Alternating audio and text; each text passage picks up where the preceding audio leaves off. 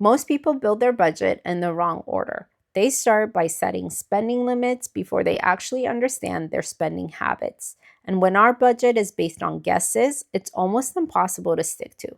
In this video, I'll show you how to track your spending in real time using a free, simple monthly spending tracker so that you can build a budget that actually works.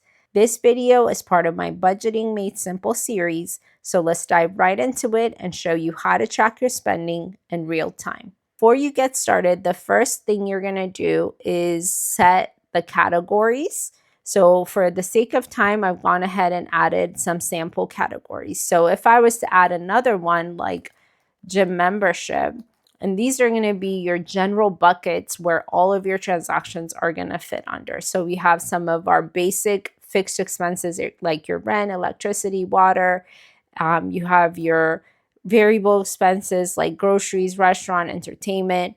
And then you can add a new one or completely delete this and create your own category. So I added gym membership, and you'll notice that as soon as you add a new category or update an existing one, the drop-down menu on the left-hand side under category is going to update and add the new value or update an existing value. Once you've added a category, you're going to set the expense type. So in this case for gym membership, that would be a fixed set amount that's charged every month. And then this one could be categorized as a needs or wants. Technically, there's so many free workouts on YouTube. So for some people, this could be a want. For others, they could argue that this is a need. Once you're done setting the categories and setting the expense type, needs versus wants, the next thing you're going to do is actually begin to track your transactions as they happen in real time. There are several ways in which you can do this. As you go to the grocery store or as your rent gets charged, you can go ahead and enter the date as such. So let's say March 1st, your rent came out, your rent was due, and it was for $1,800. So you can go ahead and enter that. And you'll notice that in this expense tracker, as soon as you enter the expense, it's going to total it for you. It's going to give you the total fixed expenses and then the total needs based on how you categorize that particular expense. And then you can keep going one by one as transactions occur. One simple trick here that I do is I set transaction alerts on my credit cards and checking accounts so that as transactions happen, it's going to give me push notification on my phone. And then as soon as I get that notification, I can log it. Or if I can't get to it in real time, that evening, I can go ahead and pull this spending tracker Google Sheets on my phone or on my computer and quickly log it. So let's log a couple of fixed expenses.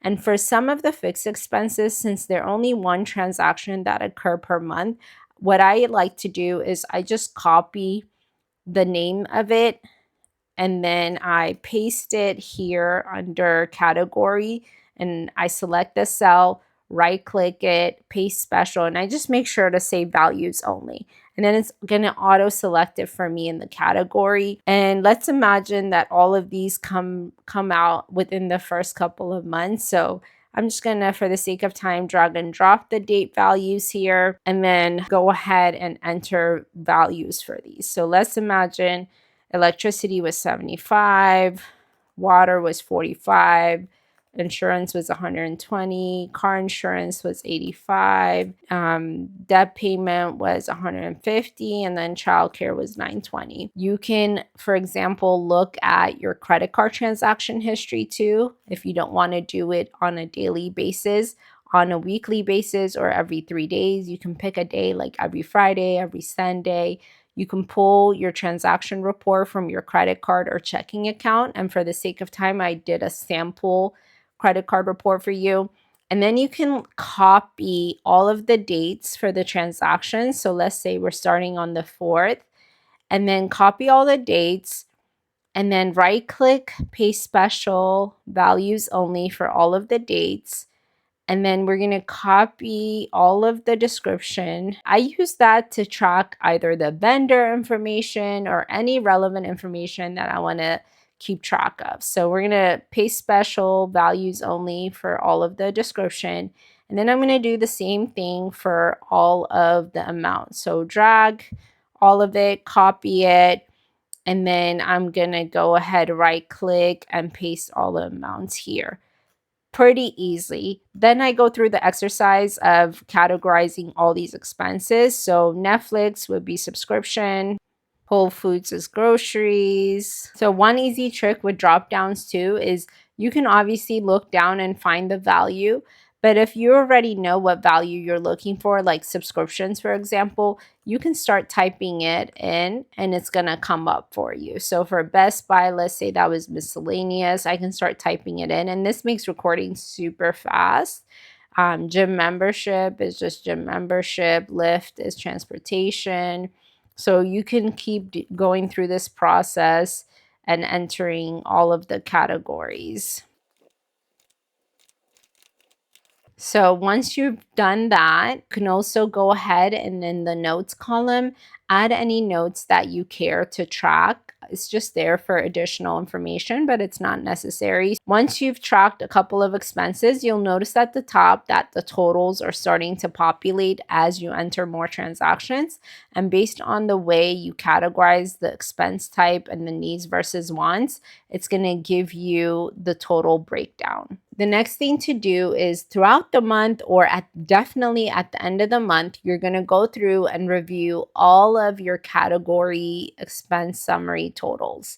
You're going to see if there's any area that is looking a little suspicious. So for example, here for subscriptions, it looks like there is $389 being spent on subscriptions. So you can go back to the spending tracker here.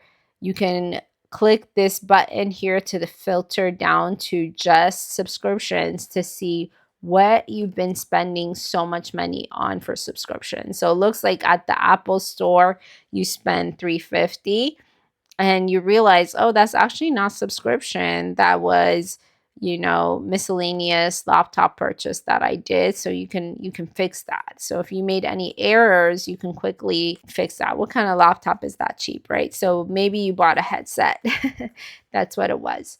So you can unfilter it, select all again, and then you can review again to see if there's any standout areas. Looks like your grocery has been low this month. Not a lot of spending on transportation. Another standout area is miscellaneous. Wow, let's take a look at that. Like what's going on with miscellaneous. So this is how you can start observing and analyzing your spending history to see what you've been spending so much money on. So it looks like the culprit is a Home Depot purchase. And this is where notes are helpful and tracking where the money went in the description area, like what store you actually went to, especially for all the variable expenses is important. So you can kind of analyze that, think back to, why you made all these purchases, and maybe this is just a one-time March event, or maybe these are recurring patterns in your spending. So as you start tracking month to month, you're going to start noticing any patterns that you have, any stores that you frequent. Now that you've gone through that exercise, the next thing to do is to go ahead and set your goal budget amount. This is exactly the exercise I go through when I set my annual budget for the year. I always track my spending history. I look at the previous year, the previous 3 months, or the previous past month, and then I look at how I've been spending, and then I set a goal budget amount that I can actually stick to that's realistic with my spending habit, and then I work on cutting down those expenses. So for some of my fixed expenses, the goal amount is going to be whatever the bill amount is, right? So I'm just going to copy here, drag and copy, paste special values only again, and that amount is going to stay the same. But for some of my variables and some of the fixed that's optional, I can make a decision on that. So for subscription, I analyze that and I'm okay with that. Let's say I'm going to stick with it. Or I can reduce it and say I'm only going to spend $19.99 on subscriptions and I'm going to cut 2 subscriptions out. So you can go ahead and in this process, cancel the subscriptions and then move forward with your budget. So you can go through this exercise and set a realistic budget that way. For miscellaneous, from when this happens, when my miscellaneous budget starts going higher, then I start looking for ways which I can drill down deeper and recategorize some of these values so that I can see what my spending pattern is. So for right now, you can say maybe this was a unique month where you spend a lot of technology purchases and you actually don't spend $790 every month. So you can say, I'll start with the $350 budget. So go through this exercise, make your realistic budget based on your actual spending. Use this template. Again, the link is down below. Now, once I go through this exercise and I set my realistic budget, then I go to my budget template, and that's where I start tracking each of these things. So I set my income amount, my savings, start setting my fixed and variable expenses. And in a similar fashion, this is where I start recording all of my transactions and start seeing the summary of those categories by month. So I will link my budget template down below in the description as well if you're interested in using it. But all of this process begins with the first step of getting in the habit of tracking my spending, understanding my spending pattern, and then setting a realistic goal budget amount based on what I'm actually spending on. So I really encourage you to take a look at this template, use it, let it help you stay on track this year with tracking your spending, knowing where your money is going, and having your money work for you. If you like this video, be sure to like and subscribe.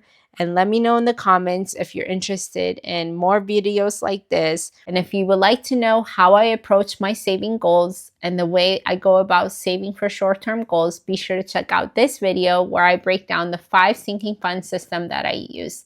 If you found this video helpful, consider subscribing for more practical ways to build financial freedom. Thank you for watching, and I'll see you in the next video.